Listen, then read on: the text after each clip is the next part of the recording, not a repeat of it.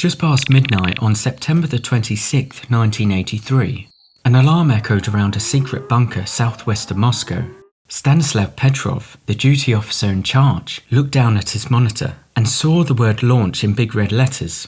This was Petrov's worst nightmare. The monitoring system, designed to detect the launch of American nuclear missiles, showed 5 Minuteman ICBMs heading for the Soviet Union. Petrov's job now was to immediately alert his commanders so that they could plan a counterattack. But Petrov hesitated.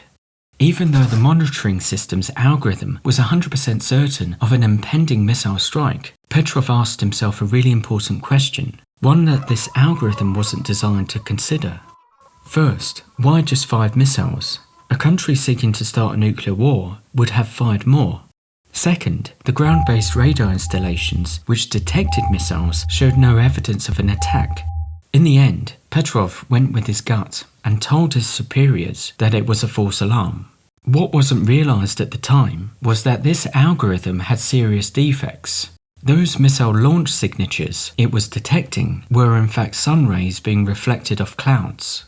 Now, this is just one of the known potential catastrophes that have been averted because someone decided to overrule a computer algorithm. But we humans are flawed in our own way. We might get tired, distracted, or suffer from confirmation bias. Sometimes, overruling an algorithm can have disastrous consequences. And an infamous example of this was the devastating crash on the Smiler roller coaster in 2015. 2 engineers were fixing a fault on the roller coaster and sent an empty car around the track to check everything was working correctly. What they didn't notice was the car failed to return and was stuck somewhere along the track. As the control room gave the all clear, the ride staff loaded the carriages with passengers and sent them around the track. But a safety algorithm kicked in, bringing the train to a halt and set off an alarm in the control room. Now, because the engineers were so confident they'd fixed the ride, they assumed the safety algorithm was at fault, and as a result, the control room overruled the algorithm, leading to a train full of passengers crashing into the empty car. These are just 2 extreme examples, but in a world where algorithms are now ubiquitous, they highlight a very important question. Who should be in charge? Us? Or the algorithm?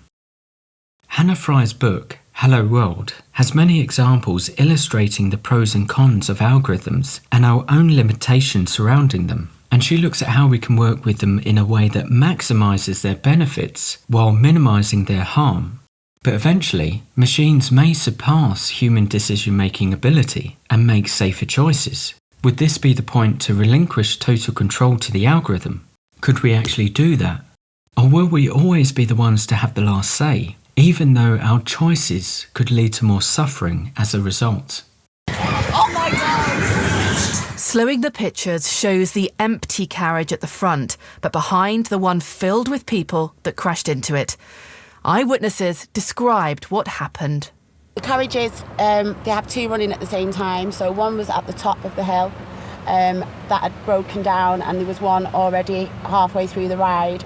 So the one at the top got let go, but the other one was still stuck. And then all of a sudden you just heard a big bang and everyone started screaming.